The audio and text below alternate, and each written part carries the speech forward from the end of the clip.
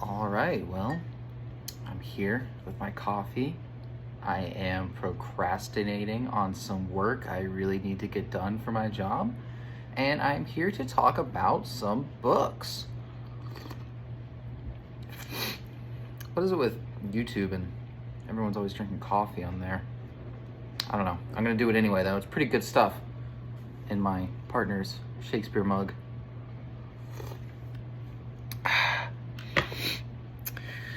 My name is Cannon, and this channel is called Literary Cannon. This is my first YouTube video ever, so it's going to be pretty rough. But I really wanted... Oh, hello. We have a visitor. This is Spoons. I really wanted to make this channel to, of course, one, talk about the books that I'm reading. I've become very passionate about reading in the past few years. I've always been a reader, but really these past 3, 4, 5 years, I've kind of delved deep into it, and I want to continue with this reading journey. But sort of the main idea for this channel, everyone always asks me like, hey, what are you reading? What do you like about what you're reading? And what are the books you're reading? What are they about? And I always struggle to have these answers. I mean, I know what I'm reading. I know that I like them most of the time. But explaining why I do it's difficult for me. It's hard to be that articulate. So I wanted to make this channel to sort of learn how to really dig deep into what I'm reading and to parse out what I love about these great works of mostly fiction. I don't really read nonfiction, which is something I want to change for 2025, but mostly fiction. I think entirely fiction this year, this past year. So, yeah, I'm glad you guys are here on this journey with me.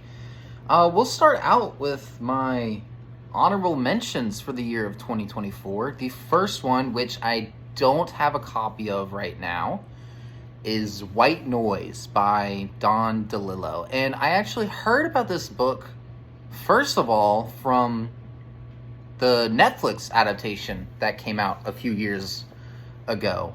All my friends watched it, and they really loved it, and they said, hey, this is a great movie. You're going to really love this. It stars Adam Driver, Greta Gerwig, oh my gosh, why can't I think of his name? The guy who plays War Machine in the Marvel movies. We'll get back to it later. But they hadn't read the book. And I said, ooh, I'm going to read the book first. And I did. And I loved it. And then I watched the movie and loved that as well. Everyone was great in that movie. But yeah, White Noise was my first Don DeLillo novel. I'd never heard of Don DeLillo before reading that book. And he is slowly becoming, I mean, not even slowly, he's becoming one of my favorite authors. You're going to see another one of his works later as my number one book of the year. And I'm currently reading Underworld. It's a big one. I'm about, I guess, 25% through. I am loving this book so far. It is marvelous. But yeah, White Noise, it was great. It was actually my first book of the year, so it was a great way to start out the year.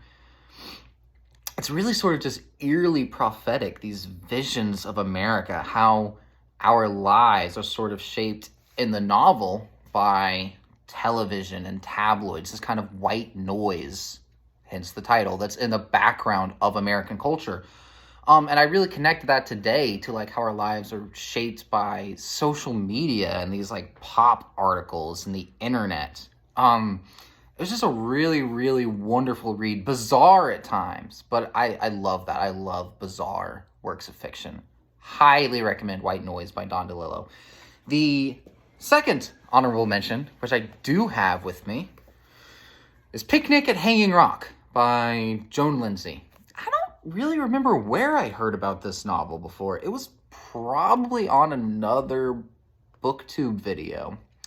But whew, This book was great. I really loved it. It's the first ever Australian literature I've read, and I haven't read any since, but I do want to change that. I read this early in 2024, probably around February, I think.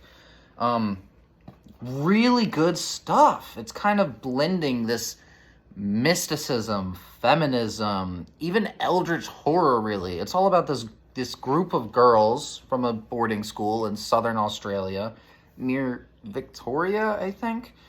And they go to Hanging Rock, which is this really famous natural monolith in Australia. It's essentially this big rock formation at the top of a mountain. It's very kind of important in Aboriginal culture. There's a lot of mysticism surrounding it, a lot of mysteries, stuff to do with like dream time, which is deeply, deeply interesting. But this boarding school of girls, they go to visit this Hanging Rock, and they're having a picnic there. Most of them are staying at kind of the bottom of the formation, but I think 3 or 4 of them decide to go off, and they're gonna climb and go actually see the Hanging Rock, and they disappear. And it's less so about the disappearance of these girls than it really is the effect of the disappearance. It's kind of like dropping a stone in a pond, and the mystery and the effects of this ripple outwards. It was really great. I highly recommend reading it. There's a adaptation of it directed by Peter Weir, who directed The Truman Show, which I've yet to watch, but I've heard it is quite good. So, excited for that. I read 19 books this year. About 8,000 pages, a little less than 8,000 pages. I wanted to get to more, but I have a job that kind of like takes a lot out of me. It's pretty demanding. And so during most of the year, my reading progress slows quite a bit. But 19 books. It's actually my best year of reading ever. I think last year I only read 14 maybe. That might not be right. I don't know. And last year is in 2023. Wow. I think in 2023, I only read about 14 books. I wanted to hit 24 books in 2024. That did not end up happening, but I am quite happy with 19. And I think I'm actually going to try to tamper my expectations a little bit for 2025. I want to focus on these bigger books. I've got Underworld blasting through it right now, 25%. I want to read Lonesome Dove, The Recognitions by William Gaddis. These bigger works of fiction. I'm excited for that. But yeah, let's get into the top 5. And this is and on any other day, if I'd made this list any other day, I'm sure some of the positions would be switched around. But this is just what I was feeling that day. Except for number 1. Number 1 is pretty locked in. Number 1's pretty solid. But at number 5, I also chose 5 books because I only read 19. I didn't want to do top 10 because that's over half of what I read. And I'm just really bad at making lists in general. Okay, number 5, Wuthering Heights, Emily Bronte. This is really one of those books where you hear so much about it. It's taught in a lot of schools. I never had to read it for school. But you really hear so much about it. It's kind of this like titan of English literature.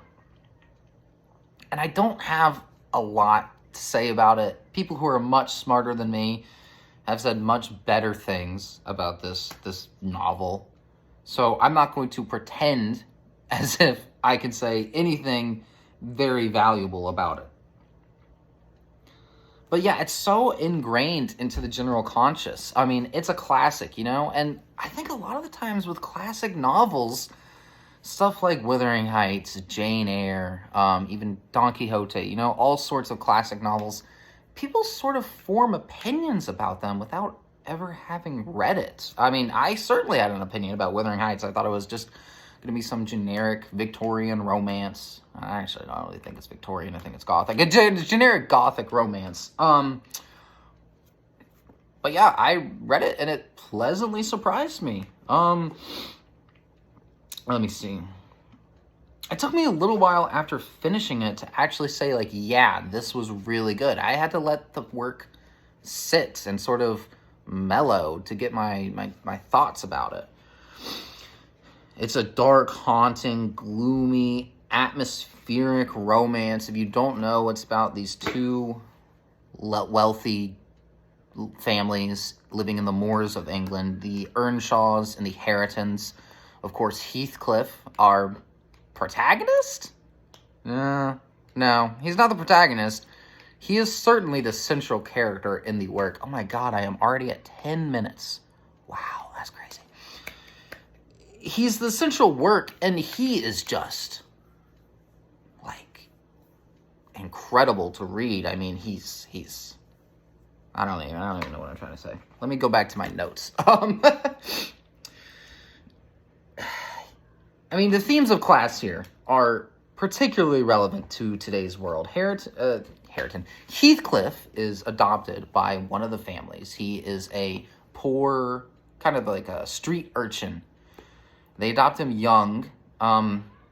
He's dark of skin, so people talk about him, maybe he's like of the gypsy culture. But he's not like this tradition. He's not part of the traditional wealthy class of people in England.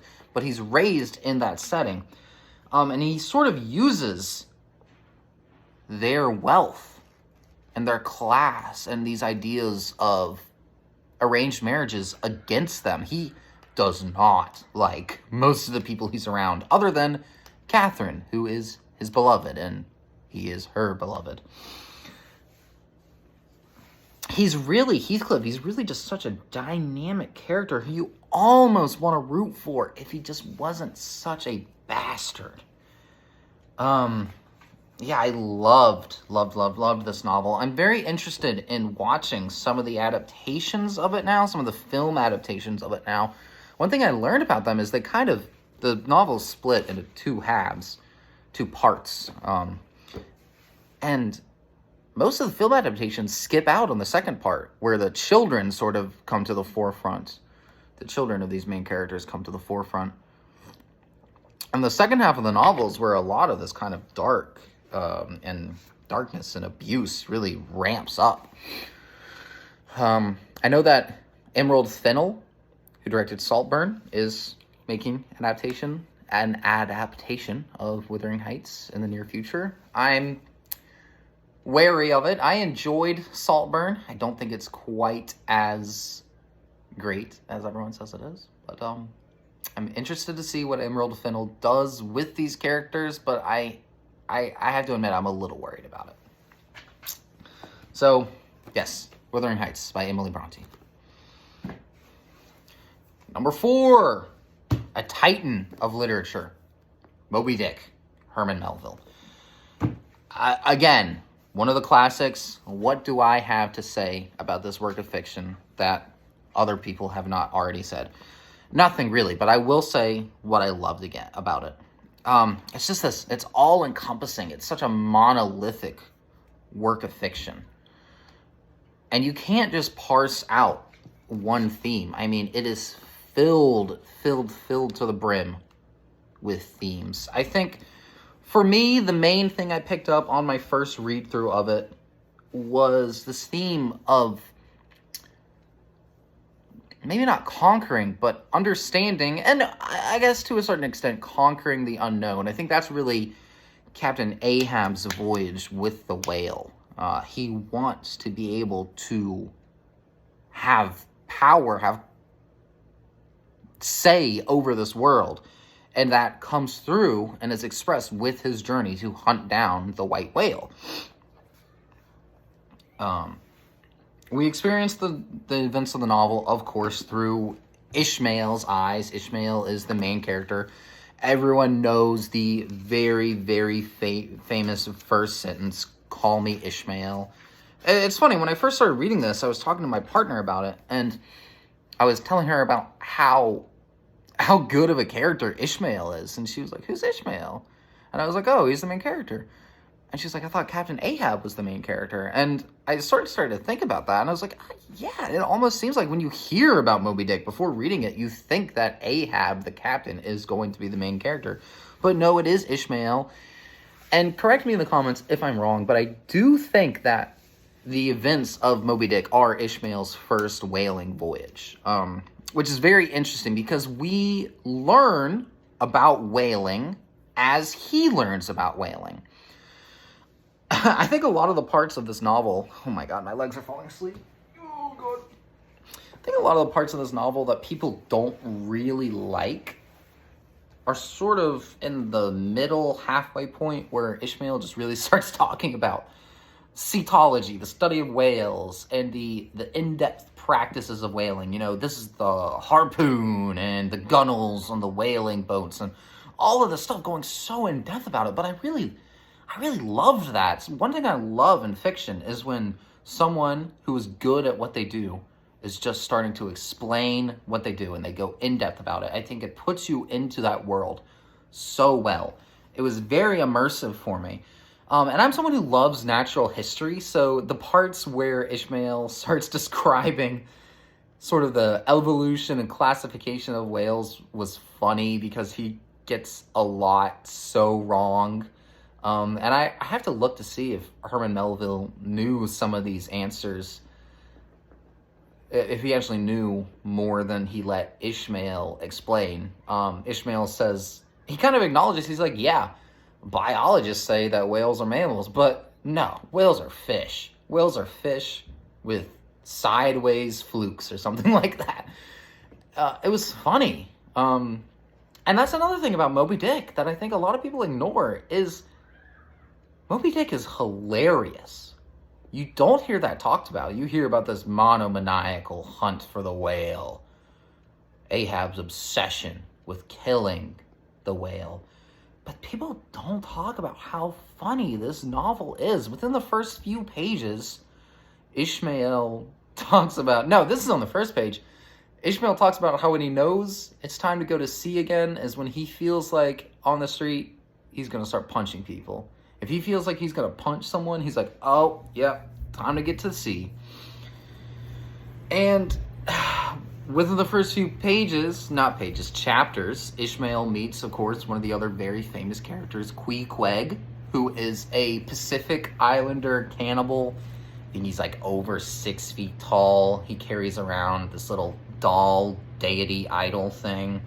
I think he's got tattoos all over him. He's been on many whaling voyages. He carries around this like iron spiked harpoon. And Ishmael has to share a bed with Queequeg, and he's scared. And then he shares the bed with Queequeg, and he wakes up the next morning, and he's like, that is the best night of sleep I have ever gotten. And he's like cuddling with Ishmael with Queequeg when he wakes up. And I think there was an actual quote where he said, better to share a bed with a sober cannibal than with a drunken Christian or something like that. The novel, for being written in the mid-1800s, is, I think, honestly quite sympathetic to the viewpoints of minorities. And then later on, another funny part is there's a religious ceremony on the Pequod, their whaling vessel. And the priest is wearing a cloak, and the novel, this chapter is describing the cloak, and it turns out, and I had to look this up, but it turns out it's like a flayed whale's penis. It's just so surreal and bizarre.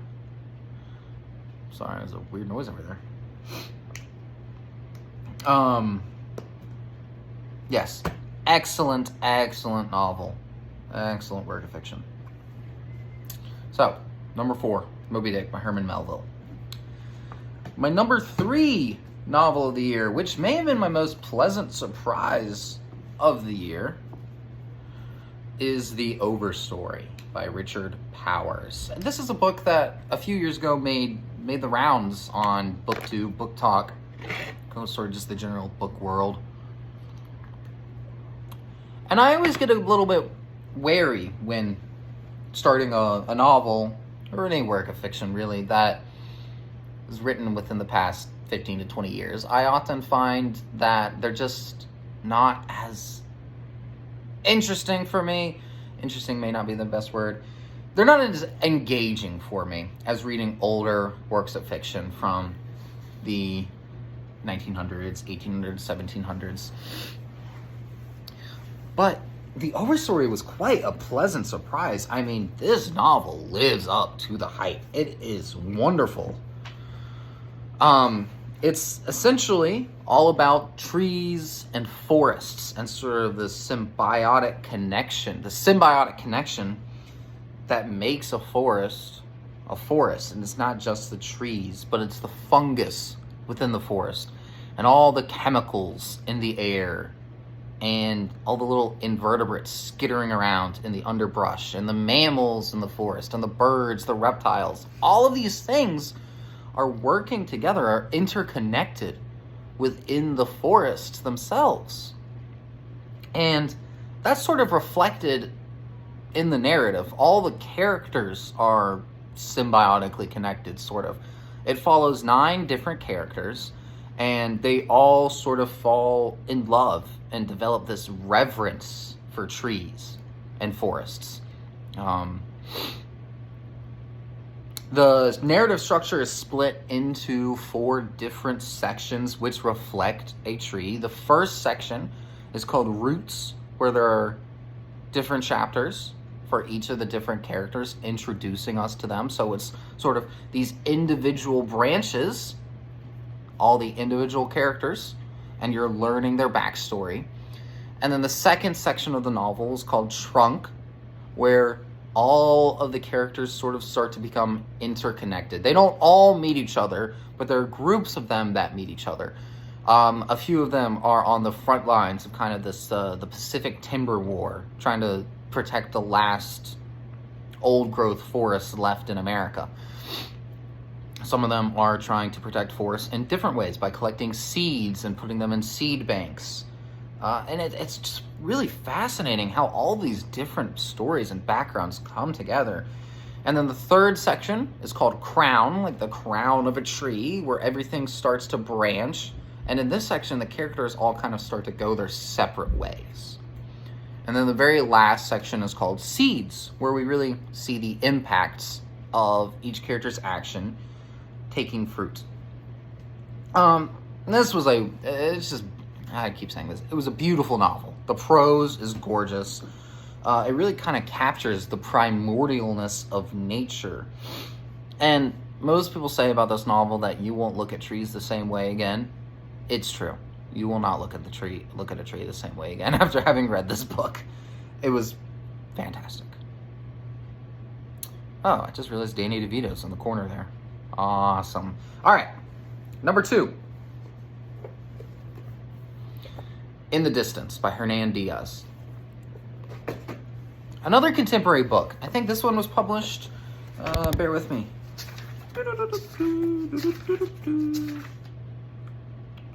Yes, published in 2017, so not that old. Although that's almost, I think, 7 years ago, so that's crazy. Wow.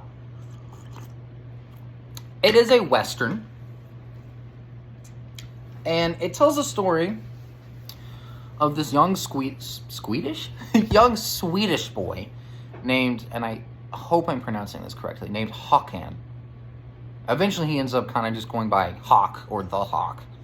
He develops a reputation, but Håkan and his brother Linus, they are Swedish, and they end up immigrating to America. Their father gives them enough money to get on a boat. They travel to London and they get on a boat to go to America. But what happens in the London port is Håkan, in the crowds, becomes separated from Linus. They end up on different ships.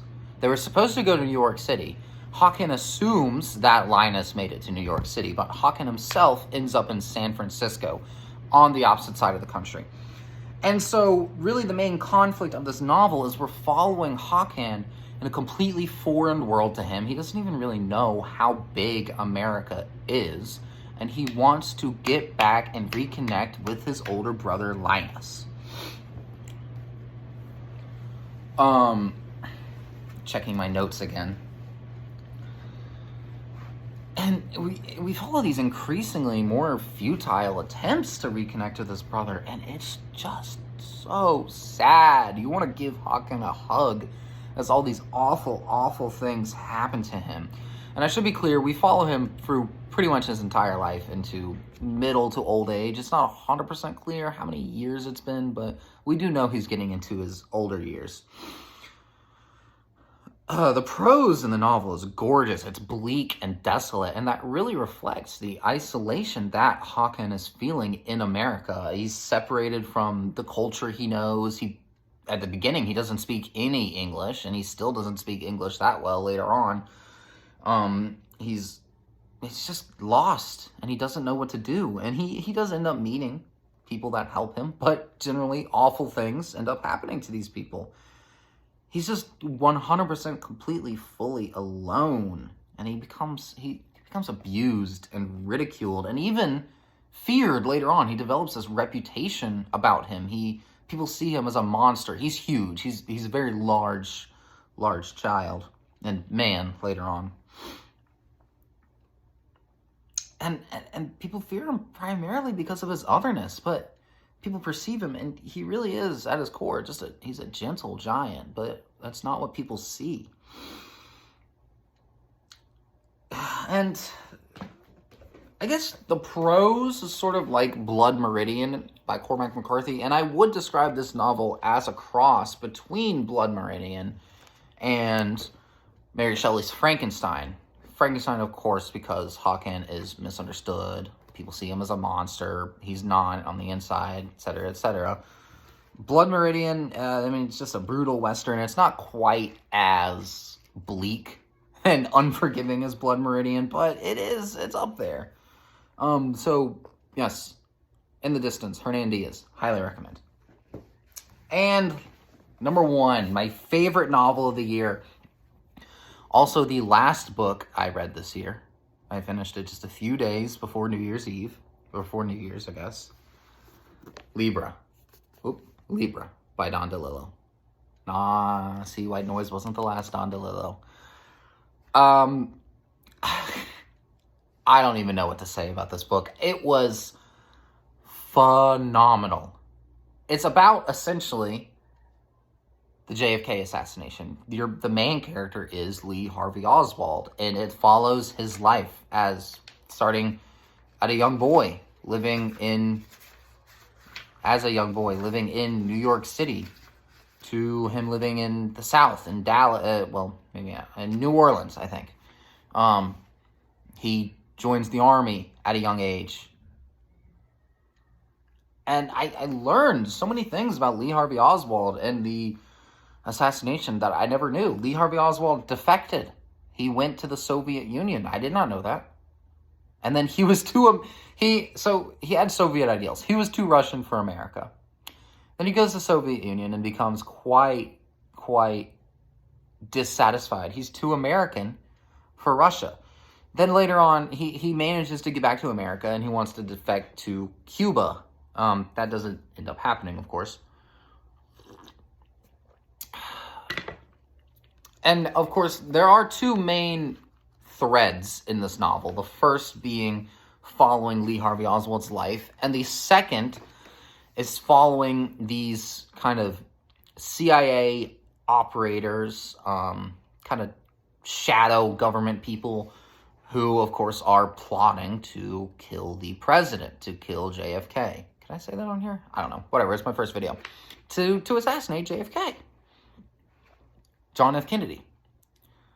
And if you're American, like I am, the assassination of John F. Kennedy is such a massive event that's put into the American zeitgeist that it's everywhere. The Zapruder film, The Grassy Knoll, 3 shots, 4 shots, the angles of the bullets, all of these different things. The Warren Report, the Warren Commission. And I think what this novel is really grappling with is tying together all of these different threads and still coming to the fact that we as the American people will never know the truth, because the truth is locked within the mind of Lee Harvey Oswald. And it's locked within the people who may or may not have actually been connected with the assassination. In the book, they do, of course, the government is involved, and they do recruit Lee Harvey Oswald to kill JFK. But there's this sort of interesting idea that he was always kind of on this path. And eventually the lines just crossed at the right time.